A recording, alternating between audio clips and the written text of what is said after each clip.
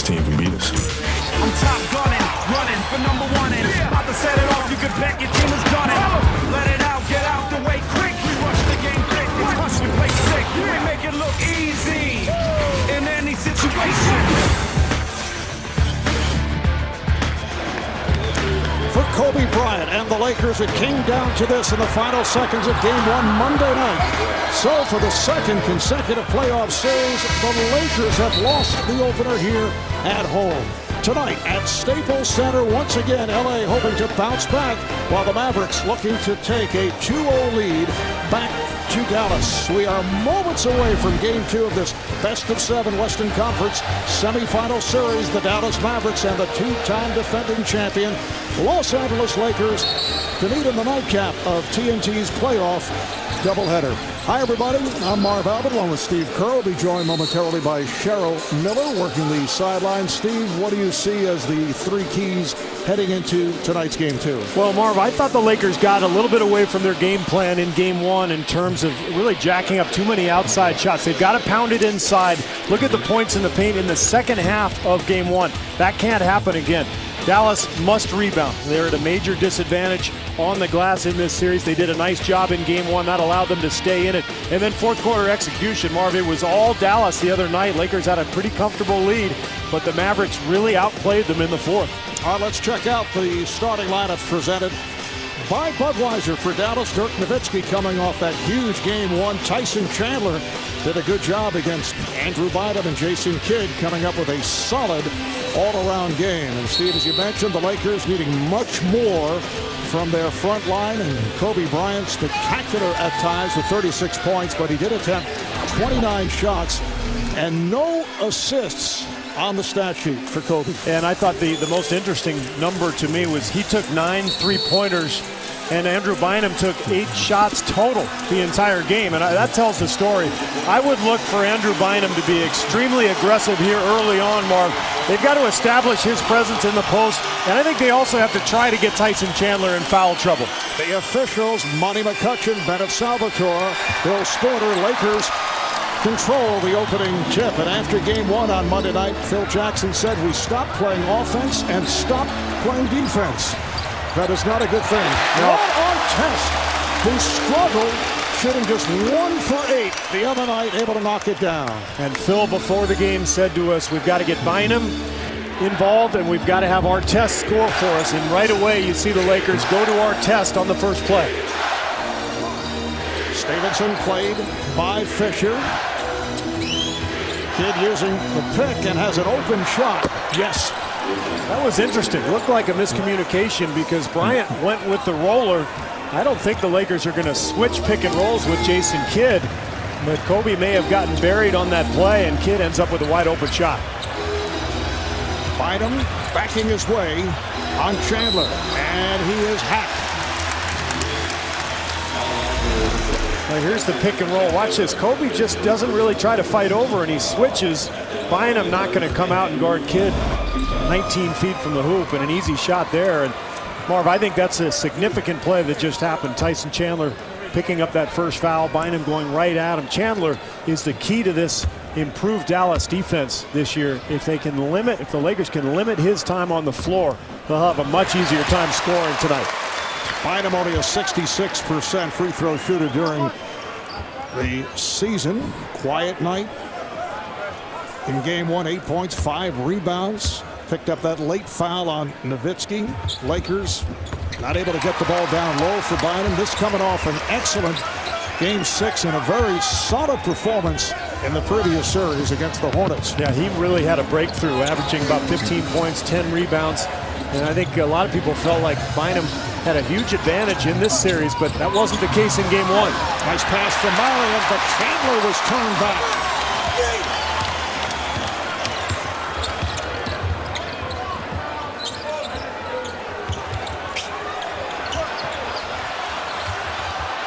Gasol looking to work on Nowitzki. And you can see Kobe is looking to start out as a Gasol knocks it down as he likes to say, the facilitating. That's right. Kobe did not even look at the hoop, and you can see the intent for the Lakers right off the bat. Go inside, pound Dallas early. I think that's smart. In game one Monday night, Dallas came back from a 16-point deficit. Nowitzki. And that victory by the Mavs stunned this crowd. The Lakers put together that 21-2 run to take the 16-point lead. Then the Mavs came back with a 20-6 spurt that turned it. Phil Jackson saying that cost the Lakers the game.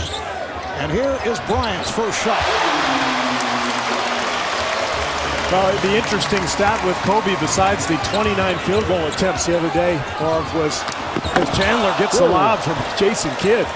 But out of Kobe's 29 shots in game one, only 4 were from inside 10 feet. So, he did not get to the rim, didn't get to the foul line a lot. And you saw, even though that was probably a 12-footer, that was a post-up move there for Kobe.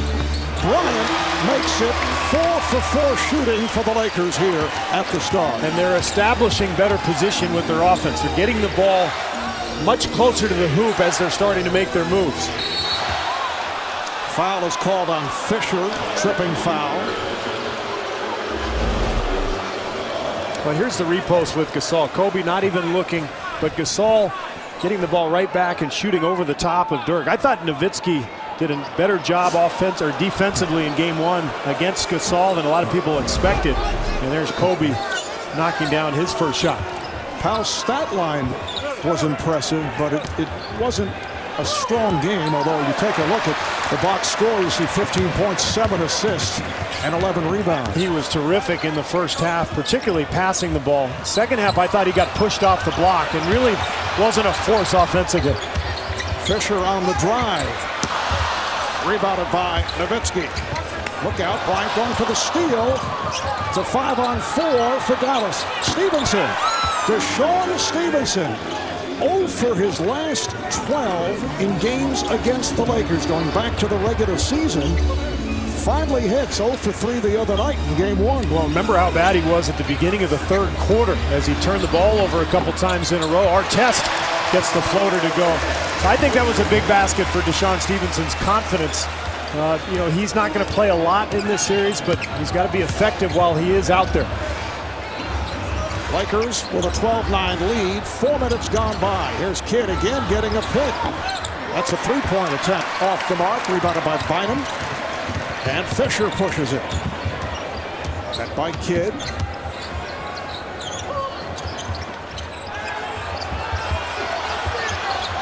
Artest. Another rebound for Nowitzki. Here's Marion on the run, but Fisher got back. Oh, it's a dangerous pass, and Stevenson not able to get to it. And Stevenson not happy at all. The official, Bill Spooner, was right in front of him. Stevenson would have caught that pass, but Spooner kind of impeded his progress. Obviously an inadvertent play there, but I think Bill Spooner a little embarrassed.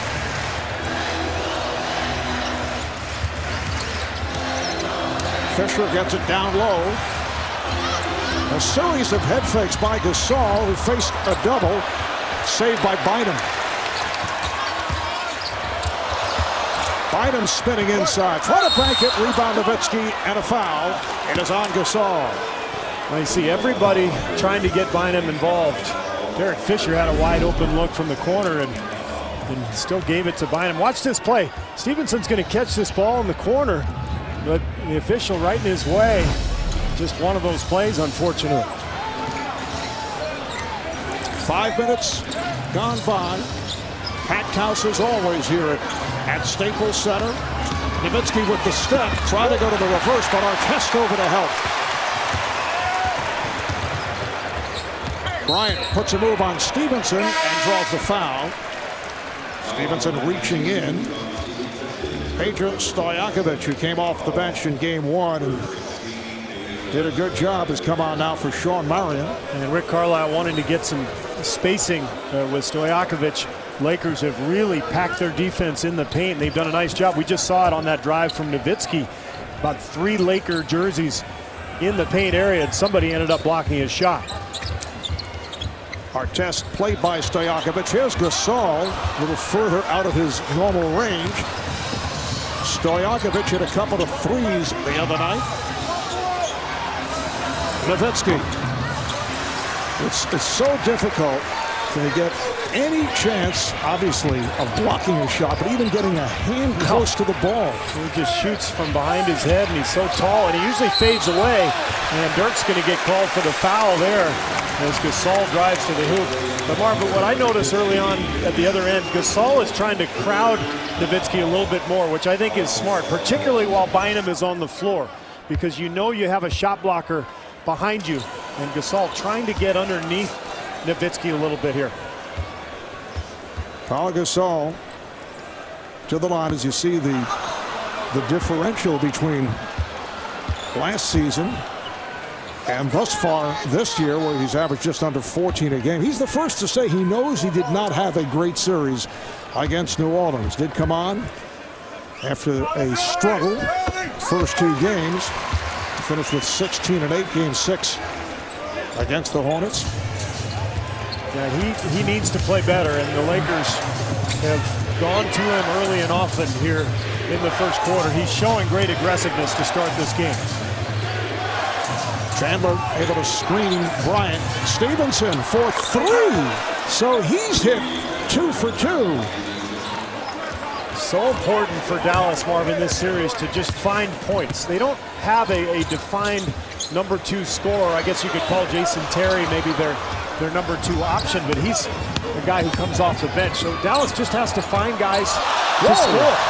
Artest flying at Stojakovic, blocking a 3-point attempt and landing in the front row, a couple of seats away from Jack Nicholson.